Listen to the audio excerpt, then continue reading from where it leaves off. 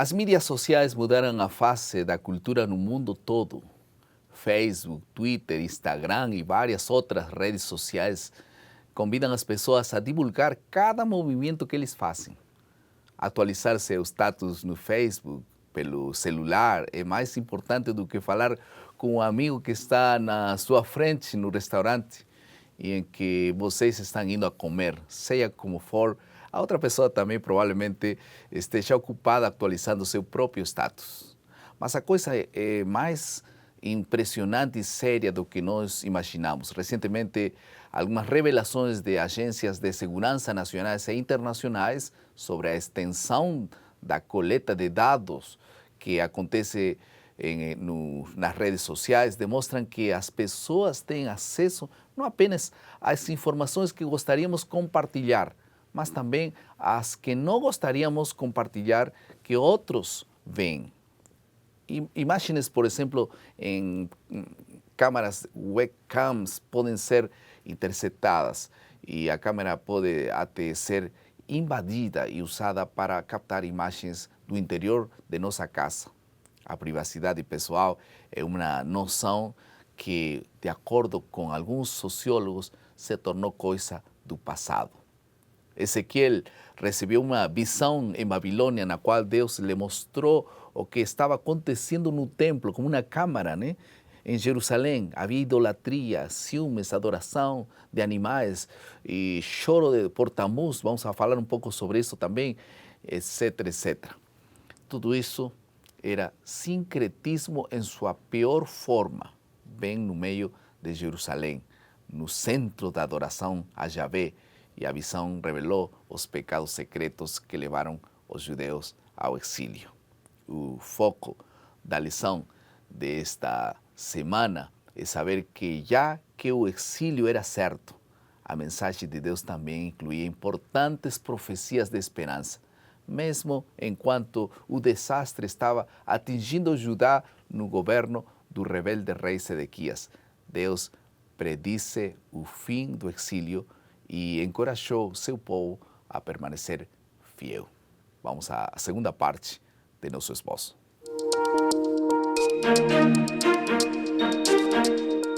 Bem-vindos mais uma vez ao esboço da lição da Escola Sabatina. Estamos já na lição número 10 e o título da lição é Destruição de Jerusalém. E para poder comentar esta lição, está mais uma vez conosco o pastor Jonatas Leal, quem é professor de teologia e também coordenador do curso de pós-graduação em IAN, na Bahia. Bem-vindo. Obrigado, presidente. Vamos a orar? Vamos. Por favor. Querido Deus, muito obrigado porque Tu és o Deus da graça e derrama sobre nossas vidas sempre bênçãos sem medidas. Amém. Nós te agradecemos mais uma vez por ter o privilégio de ter em Tuas mãos esse tema bíblico tão importante. E que à medida que entendamos o que aconteceu no passado, tenhamos sabedoria para viver no presente. Amém. Nós oramos em nome de Jesus. Amém. Amém. Vamos a estudar dois assuntos em esse nosso esboço. A destruição de Jerusalém e também vamos falar sobre a esperança em meio da desolação. Dois assuntos. Deus suscitou simultaneamente outro profeta no tempo de Jeremias. Quem era esse profeta e como descreve esse profeta a influência da cultura dominante? É incrível a gente perceber que mesmo em meio à crise espiritual, política, em todas as suas dimensões que a queda de Jerusalém envolvia, Deus suscitou um outro profeta também para guiar o povo no cativeiro. Esse profeta era Ezequiel. E lá no cativeiro, vejo a profecia de Ezequiel com dois objetivos claros. O primeiro era lembrar o povo as razões do cativeiro babilônico. Ele estava ali para mostrar que a derrota não era uma causa política puramente, era uma questão espiritual que estava envolvida, né? E estava alertando o povo sobre isso. E a segunda questão também, eu creio que Deus suscita Ezequias no cativeiro babilônico para que guie o povo também em suas atitudes dentro do contexto do cativeiro. Como eles deveriam agir, qual deveria ser a relação entre os cativos e aqueles que tinham levado o povo para o cativeiro. Então, o profeta Ezequiel cumpre também um importante papel nesse período da história. Agora, Ezequiel estava presente então com todos os que estavam no cativeiro. E ele também estava lembrando que esse tempo não era eterno, né? Havia um limite, 70 anos, para que eles não se acomodaram também É verdade. em Babilônia. Agora, o que significa essa expressão chorando por Tamuz? Quando Jeremias, isso fica claro no capítulo 8 de Jeremias, né? Jeremias tem uma visão, é levado por Deus para Jerusalém antes do cativeiro babilônico, para que ele pudesse ver o que estava acontecendo. Entre essas coisas que ele viu, estavam as mulheres chorando por Tamuz. Tamuz era o deus da fertilidade, né, no contexto cananita. E o povo acreditava que na época da seca, Tamuz, ele morria. E na época da chuva, ele voltava a viver. E por isso eles choravam por Tamuz, porque ao chorar por Tamuz, eles estavam convidando Deus a ressurgir. E quando ele ressurgia, criam então que as chuvas viriam, né? E mesmo em Israel, eles estavam envolvidos nesse tipo de culto. Que coisa, né? Tremenda. Como se deu a queda de Jerusalém? Como foi, o que aconteceu? Como foram os fatos que estavam em redor da queda de Jerusalém? É interessante que, inicialmente, a intenção de Nabucodonosor, como rei de Babilônia, que era então o império em ascensão, não tinha a intenção de destruir o templo, nem destruir os muros de Jerusalém, nem a cidade, como acabou acontecendo. Como nós falamos, houveram 3 momentos que Nabucodonosor esteve na porta de Jerusalém. O primeiro foi em 605, nessa primeira invasão, ele levou vários príncipes, entre eles Daniel e os 3 amigos, né, que são conhecidos no relato bíblico, e muitos outros jovens foram levados, separados de sua família, mas muitos ainda permaneceram em Jerusalém. Então veio 597 e ele mais uma vez fez uma nova invasão, como se fosse um aviso. E finalmente em 586 ele veio e destruiu completamente Jerusalém. Quem estava no reinado era Zedequias, né? É curioso a gente até perceber o nome de Zedequias, né? Ele era Matanias, que significa dom de Yahvé, do Senhor, e passou a ser chamado Zedequias, justiça do Senhor, né? Mas infelizmente... Nele se cumpriu a justiça do Senhor. Não se cumpriu a justiça do Senhor. Ele seria a última esperança, mas acabou também se decepcionando. Agora, como se esta queda, Zedequias cometeu um erro, né? Ele foi para Babilônia, mas ele no caminho estava negociando com os egípcios, né? Parece que isso foi talvez o detonante para a queda final, né? Negociar com o inimigo. Seria bom negociar com o inimigo? Com certeza não, né? Com certeza não. E agora falando um pouco sobre a esperança em meio da desolação. O povo foi destruído, o último rei foi levado preso para Babilônia, ele foi morto, os filhos foram mortos perante dele, uma coisa terrível.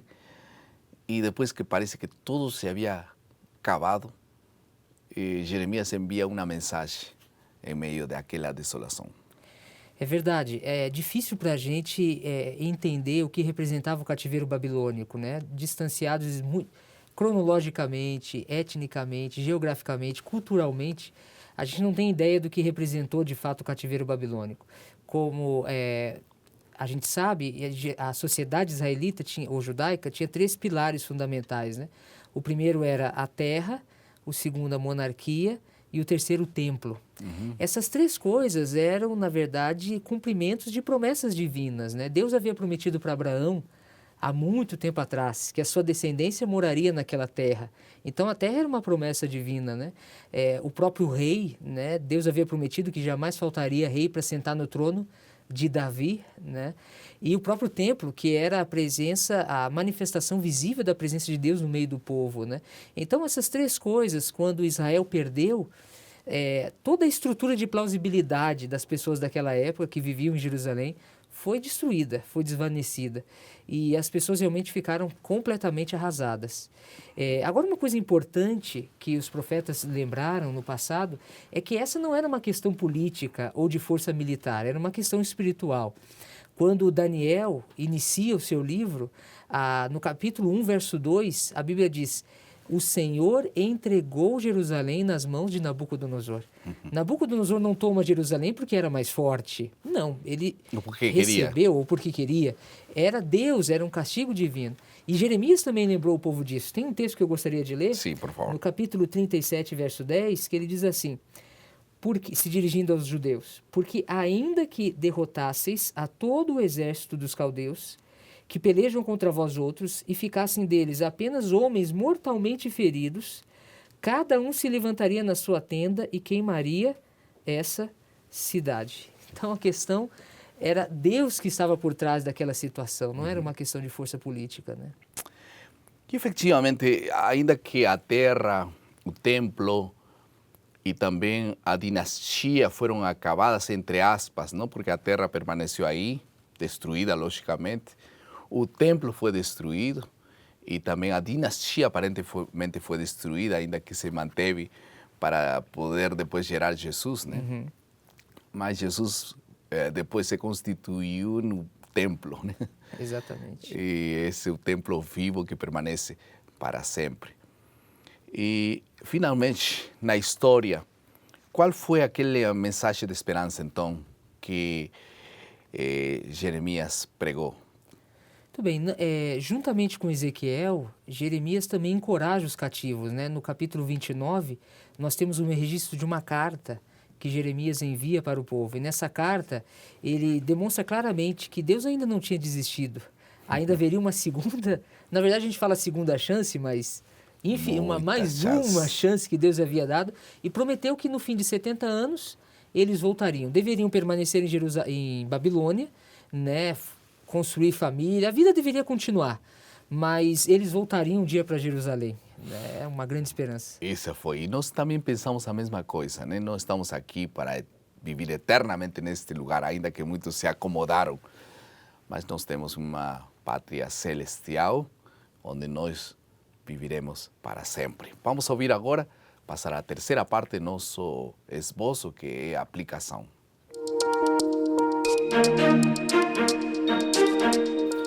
Que tipo de vida Deus encorajou Israel a ter em Babilônia e como isso nos serve hoje? Poderíamos dizer que em aquele tempo os judeus puderam ter evitado ficar demasiadamente à vontade com a vida de Babilônia. Mas Deus deu algumas dicas interessantes para viver na Babilônia, né? É verdade.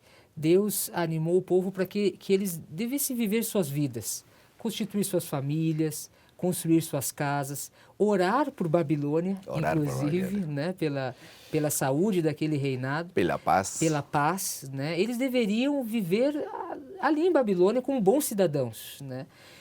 Contudo, eles deveriam se lembrar que a pátria deles não era a Babilônia.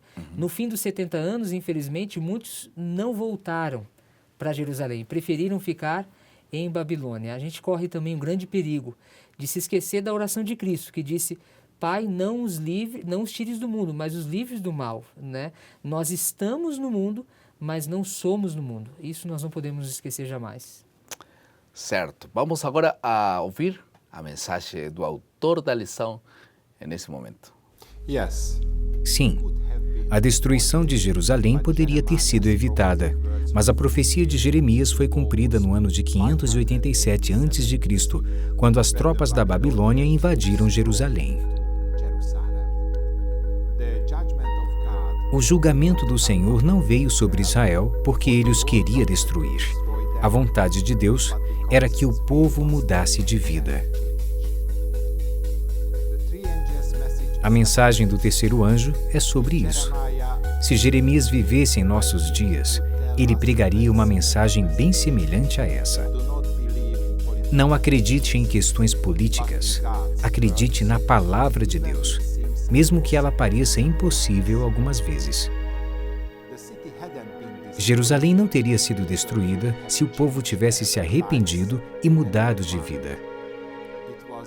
Era mais fácil para eles questionarem a Jeremias do que fazer uma mudança. Nossa vida hoje em dia funciona com o mesmo princípio. Se vivemos nossa vida diária com fidelidade a Deus, então teremos a certeza de ter um final diferente para a nossa vida. Deus ouve o nosso clamor, mesmo nos momentos mais difíceis. Aqueles que estão dispostos a mudar podem entrar no reino de Deus. Que possamos estar todos nós lá um dia.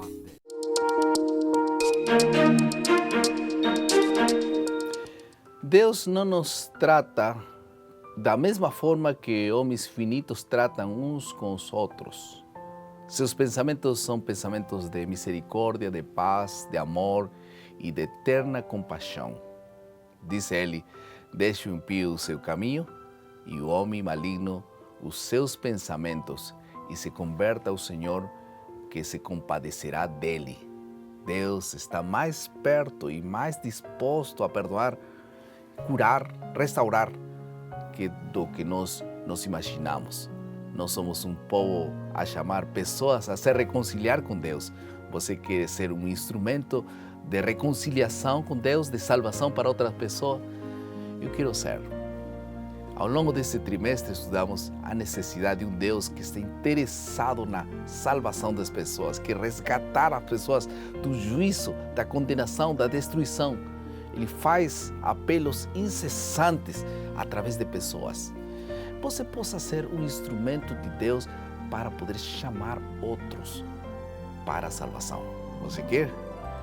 Vamos orar. Querido Pai, muito obrigado por Tua palavra. Há muitas pessoas que estão orando comigo e que possam sentir em seu coração o chamado do Senhor para poder ser instrumentos de advertência da destruição que virá sobre o mundo. Abençoa, Senhor, cada um deles, em nome de Jesus. Amém.